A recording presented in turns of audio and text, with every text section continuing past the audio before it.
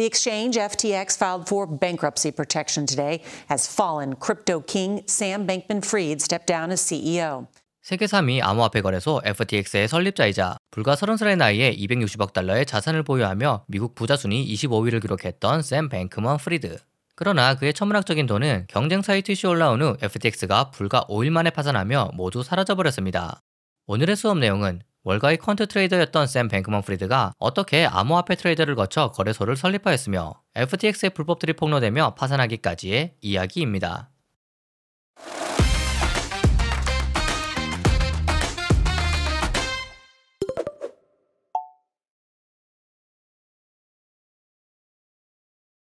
스탠포드 대학의 로스쿨 교수 조지프 뱅크먼, 그리고 역시나 스탠포드의 로스쿨 교수 바버라 프리드. 1992년 두 명의 명망 있는 교수 사이에서 샘 뱅크먼 프리드가 태어납니다. 10대 때부터 최대 다수에게 최대의 이익을 제공하자는 공리주의 철학에 매료된 그는 세상에 좋은 영향을 미치는 일을 평생의 목표로 삼았습니다. 수학과 컴퓨터 과학에 뛰어난 재능을 보였던 샘은 엘리트 사립학교를 졸업한 뒤 MIT에서 물리학과 수학을 전공합니다. 그리고 옥스퍼드대 철학과 교수인 윌 매거스킬의 강연에서 샘은 본인의 인생을 바꿀 아이디어를 듣습니다. 바로 효율적 이타주의.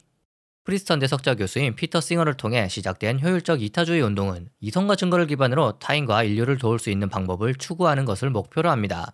이 운동은 실리콘밸리의 거물 창업자들에게 많은 영향을 미쳤으며 샘 역시 어릴 적부터 본인이 꿈꾸던 공리주의 철학을 실제 행동으로 옮기자는 효율적 이타주의의 목표에 완전히 매료되어 버리죠. 강연이 끝난 후 식사 자리에서 매거스킬은 샘에게 돈을 최대한 많이 벌어 기부금으로 남을 돕는 기부를 위한 벌이라는 아이디어를 설명합니다.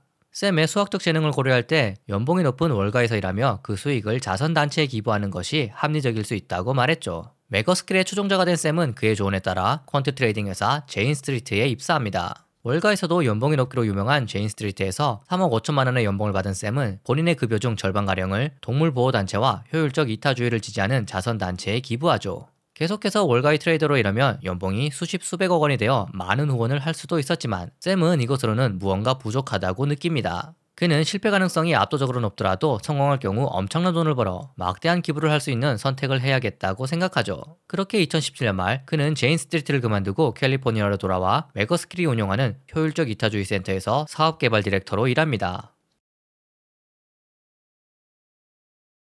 월가의 트레이더에서 사회운동가로 전향하고 몇 주 후 그는 다시 트레이딩의 세계로 돌아갈 가능성을 발견합니다. 2017년 당시는 비트코인 가격이 급등하던 시기였고 효율적 이타주의 센터의 CEO 타라 맥 올레이는 남는 시간에 코인 트레이딩을 하고 있었죠. 그녀는 월가 출신 트레이더인 샘에게 자문을 구했고 전 세계 거래소의 코인 가격을 본 샘은 돈을 벌 기회를 발견합니다. 동일한 코인이 서로 다른 거래소에서 다른 가격에 거래되는 소위 김치 프리미엄을 발견한 거죠. 제인 스트리트에서 샘이 하던 일은 주식시장에서 가격 차이를 이용해 돈을 벌기 위한 복잡한 수학적 모델을 만드는 것이었습니다. 이런 차익 거래 기회는 전통 금융시장에서는 수익도 매우 작고 순식간에 사라지죠. 그러나 암호화폐 거래소에서는 그 차이가 수백 배는 더 컸고 빨리 사라지지도 않았습니다. 블록체인에 대한 지식도 전혀 필요 없었죠.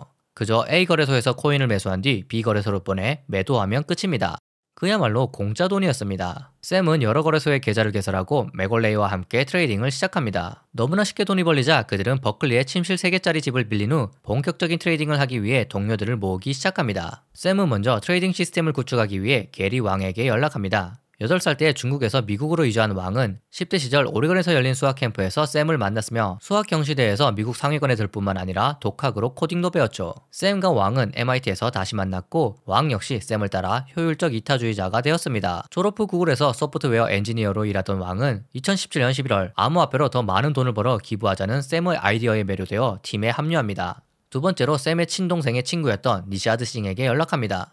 역시나 효율적 이타주의자였던 싱은 버클리를 졸업한 후 페이스북에서 일하고 있었지만 샘의 제안을 받고 팀에 합류하죠. 마지막으로 제인 스트리트에서 함께 일했던 캐롤라인 앨리슨에게도 연락합니다. MIT 교수인 부모님 밑에서 자란 그녀는 스탠포드 대학을 다니던 시절 효율적 이타주의에 매료됩니다. 제인 스트리트에서 차익거래 트레이더로 일하던 그녀는 샘이 말하는 암호화폐 거래소 간 차익거래 아이디어를 바로 이해했고 팀에 합류하죠. 이 외에도 효율적 이타주의 출신 15명이 모여 암호화폐를 트레이딩하는 알라메다 리서치를 설립합니다. 이들은 엄청난 돈을 벌어 수익을 자선단체에 기부하기로 합의했죠.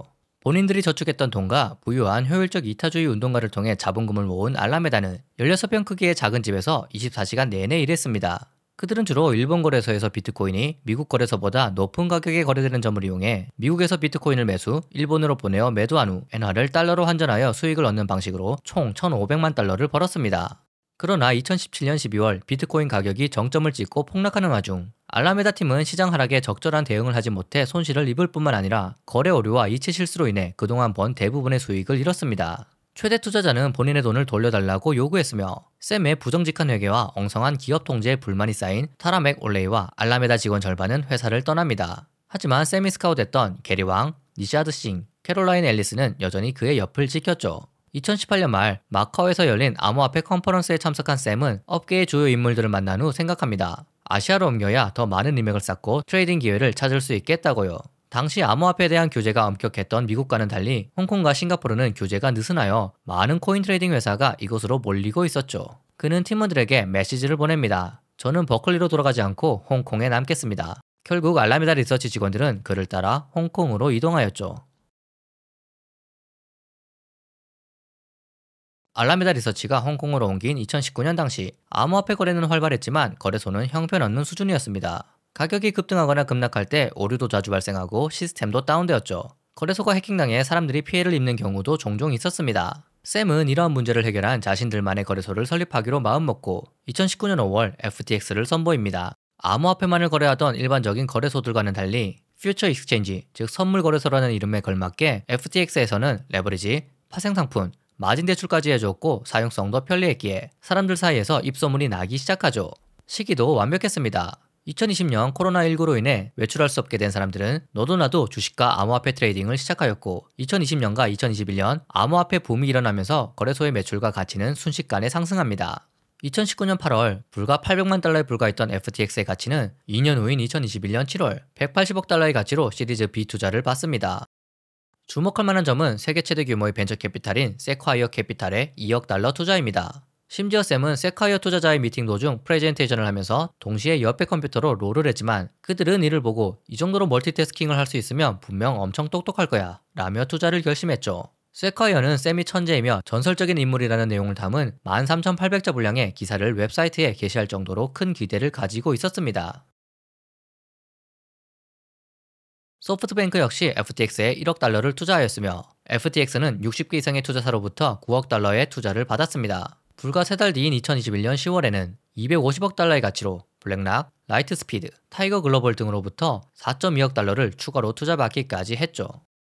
FTX가 점점 더 성장하는 것과 달리 중국 내에서 암호화폐에 대한 규제는 점점 심해졌습니다. 반면 미국 마이애미에서 약 110마일 떨어진 바하마의 분위기는 전혀 달랐습니다. 조세피넌트로 유명한 바하마는 암호화폐에서 새로운 기회를 발견했으며 2020년 디지털 자산 및 등록 거래소 법안을 통과시키며 암호화폐 회사들을 끌어들였습니다. 결국 2021년 9월 FTX와 알라메다는 바하마로 회사를 이전합니다. 2022년 1월 FTX는 320억 달러의 가치로 4억 달러어치 시리즈 C 투자를 받았으며 30살인 샘의 자산 가치는 200억 달러를 넘어섭니다. 모두가 샘 그리고 FTX에 열광하기 시작하자 바하마에 있는 암호화폐 업계의 소년왕을 만나기 위해 방송사 및 유튜버들이 매일같이 찾아옵니다. 이들과의 인터뷰에서 샘은 본인이 부자가 된 이유는 효율적 이타주의 정신에 따라 모든 자산을 기부하기 위해서라고 말하죠. Goal is to be able to donate almost everything that I make. Give a shit about my legacy. Like I care about the impact that I have. 씻지 않은 얼굴에 몸에 안 맞는 티셔츠와 반바지, 초라한 신발을 신으며 저렴한 도요타 자동차를 운전하고 사무실에 빈백에서 자는 것을 좋아하는 샘의 모습은 돈에 전혀 관심이 없는 수도승처럼 보였습니다. 그러나 겨우 30살의 나이에 미국 부자 순위 25위에 오른 샘은 기부보다는 본인을 위해 돈을 쓰고 있었습니다. 그는 FTX, 알라메다 직원들과 함께 바하마에서 가장 비싼 리조트의 펜트하우스를 3천만 달러에 구입해 살았죠. 이들은 업무를 사무실이 아닌 펜트하우스에서 하는 경우가 많았으며 매일같이 파티를 하였고 서로 사귀는 사람도 많았습니다. 샘 역시 캐롤라인 앨리슨과 사귀었다 헤어졌다를 반복했습니다. 뿐만 아니라 샘은 바하마에 2억 5천만 달러에 달하는 35개 부동산을 소유하고 있었으며 개인 제트기를 타고 다녔죠. FTX는 FTT라는 토큰도 발행하기 시작합니다. FTT 토큰을 보유하면 FTX에서 거래 시 수수료 할인을 받을 수 있었으며 FTX는 수익의 일부를 사용해 FTT 토큰을 다시 매입하겠다고도 약속했죠. 사람들은 FTT 토큰을 마치 FTX의 주식처럼 생각하였고 FTX가 급성장하는 만큼 FTT 토큰의 가격도 급등하였습니다. 그러나 FTT는 비트코인이나 이더리움과 달리 공급량이 고정되어 있지 않기 때문에 FTX가 원하는 만큼 찍어낼 수 있었습니다. 이로 인해 FTX와 알라메다 간의 수상한 거래가 시작됩니다. FTX는 FTT 토큰을 발행한 후 알라메다 리서치에게 대출해줍니다. 알라메다 리서치는 다른 암호화폐 대출업체로부터 FTT를 담보로 잡아 돈을 빌립니다. 빌린 돈으로 FTT 혹은 민코인들을 매수하여 가격을 펌핑시킵니다. 가격이 상승하면 알라메다는 이를 수익으로 기록합니다. 매수한 FTT를 다시 담보로 잡아 돈을 빌립니다. 이 거래가 반복될수록 알라메다 리서치의 레버리지는 점점 커졌으며 그들이 보유한 코인은 대부분 거래량이 거의 없는 FTT 토큰 혹은 민코인으로 채워집니다. FTX는 본인들을 홍보하는데 엄청난 돈을 쓰기 시작합니다. FTX가 주최한 크립토 바하마 컨퍼런스가 대표적이죠. 미국의 전 대통령 빌 클린턴, 영국의 전 총리 토니 블레어와 나란히 앉아 토론하는 샘의 모습은 그가 크립토 업계를 대표하는 천재소년처럼 보이게 만들었습니다. 뿐만 아니라 저녁에 열린 파티에서는 세계적인 DJ 스티브 아오키가 공연을 했으며 수많은 할리우드 연예인들도 참석합니다. FTX의 광고에는 샤킬 오닐, 톰 브레디와 지젤 번천, 스테판 커리, With FTX, I have everything I need to buy, sell, and trade crypto safely. 오타니 쇼헤이, 모든 미국인이 알만한 슈퍼스타가 등장했죠. NBA팀 마이애미 히트의 홈구장 명명권을 1억 3,500만 달러에 계약하여 경기장 이름을 FTX 아레나로 바꾸었으며 MLB와 파트너십을 체결하여 메이저리그 심판의 유니폼에는 FTX 로고가 붙었죠. 메르세데스 F1 팀과도 파트너십을 체결하여 F1 자동차 그리고 루이스 해밀턴을 통해 FTX를 홍보하기도 했죠. 심지어 암호화폐 거래소들은 미국에서 광고비가 가장 비싸다는 슈퍼볼 광고에도 등장합니다. 2022년 슈퍼볼 광고에는 맷 데이먼이 등장한 크립토닷컴 광고가 나왔으며 미국의 유명 코미디언 레리 데이비드가 등장한 FTX 광고도 나왔죠. 미국 길거리 곳곳에는 샘과 지젤 번천의 초대형 광고가 걸렸으며 버스 정류장에서도 샘의 얼굴이 보였습니다. 언론에서는 샘과 FTX의 성공 스토리를 매일같이 다루었고 샘 역시 매일 1시간 정도 트위터를 하는 등 적극적으로 본인을 홍보합니다.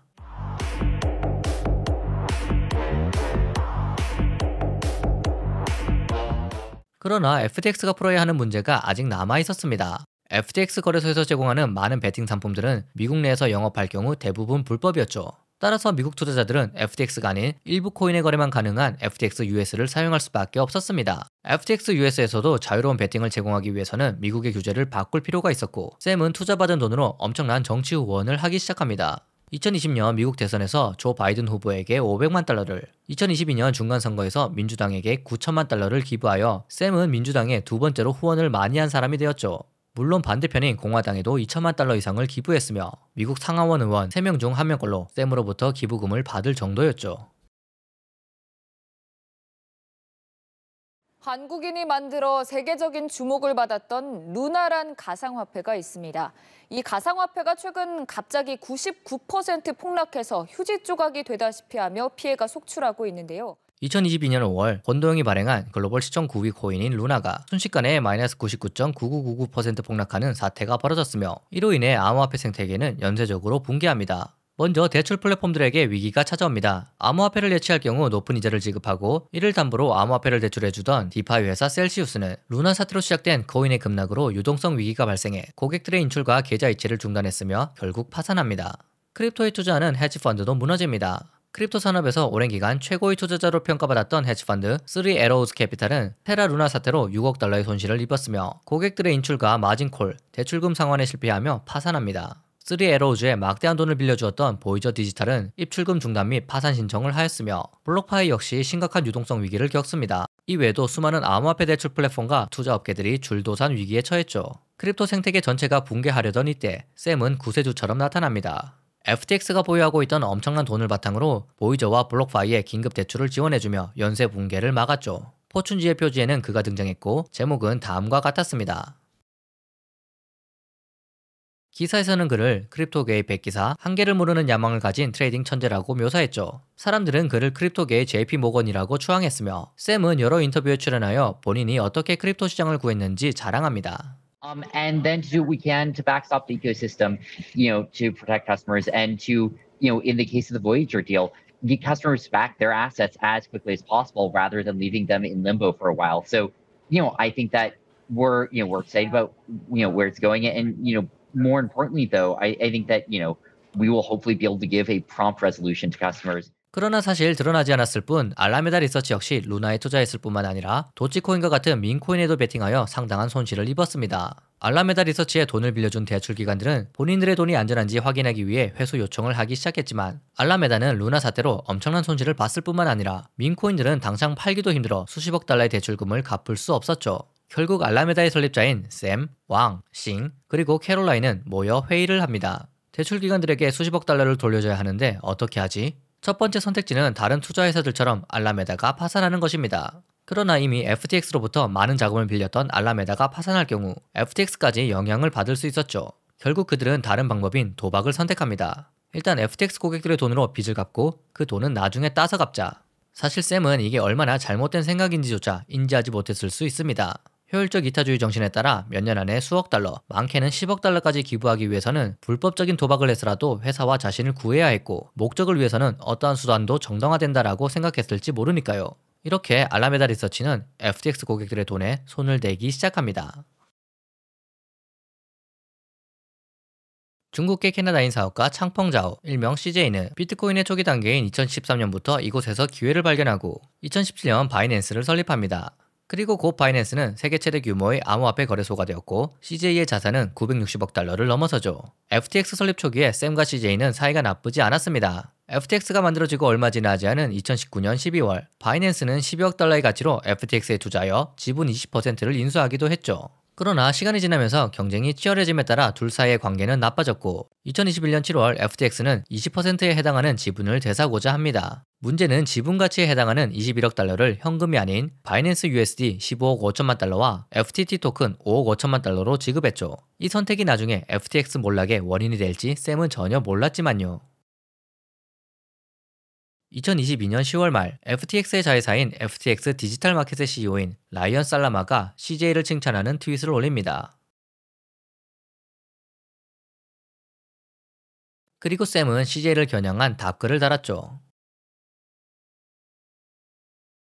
당시 CJ는 미국 법무부, SEC 등 여러 기관으로부터 조사를 받고 있어 미국에 방문하기를 꺼린다는 것을 조롱한 것이죠. 며칠 뒤인 11월 2일 암호화폐를 전문으로 다루는 뉴스 사이트 코인데스크에 하나의 기사가 올라옵니다. 알라메다 리서치의 내부로부터 유출된 재무제표에 의하면 알라메다의 자산 146억 달러 중 대부분이 FTT 토큰이며 FTX에게 수십억 달러의 빚을 지고 있다는 내용이었죠. 유통되는 FTT 토큰의 대부분을 알라메다가 보유하고 있었기 때문에 알라메다가 이를 대량으로 매도할 경우 가격 폭락은 당연한 것이었고 FTX의 가치 그리고 260억 달러에 달하는 샘의 재산은 카드로 쌓은 성에 불과한 것이었습니다. 코인데스크 기사가 나오고 4일 뒤인 11월 6일 몇 달 전 발생한 루나 사태의 악몽으로 투자자들이 떨고 있던 그때 CJ는 하나의 트윗을 남깁니다. CJ는 바이낸스가 지분 매각 조건으로 받았던 FTT를 모두 청산하겠다고 선언합니다. 며칠 전 샘이 본인을 조롱한 것에 대한 복수였는지 아니면 코인데스크의 폭로에 대한 위기 관리였는지 알 수 없지만 CJ의 선언으로 대혼돈이 벌어집니다. 바이낸스가 FTT를 청산하기 시작할 경우 가격 폭락이 당연했기에 투자자들은 곧바로 FTT를 매도하기 시작했고 FTX에서 불과 며칠 만에 60억 달러를 인출합니다. 사태를 진정시키기 위해 알라메다 리서치의 CEO인 캐롤라인은 다음의 트윗을 남깁니다. 다음 날 샘 역시 트윗을 남깁니다. 그러나 FTT 토큰이 75% 이상 폭락하면서 연쇄청산이 발생했고 FTX의 자금도 모두 바닥납니다. 당장 40억 달러를 모으지 못하면 FTX가 파산하는 상황에서 CJ와 샘은 놀라운 발표를 합니다. 바이낸스가 FTX를 인수할 것입니다.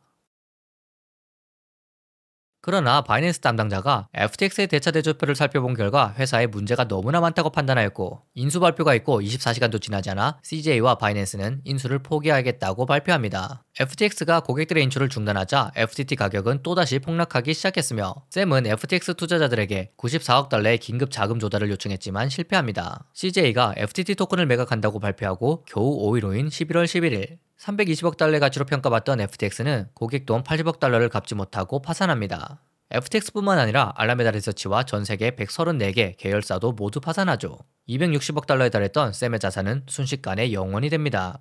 FTX에 투자했던 수많은 VC들은 전액 손실을 기록했을 뿐만 아니라 인출을 하지 못했던 수많은 투자자들의 자금도 그대로 묶여버렸죠.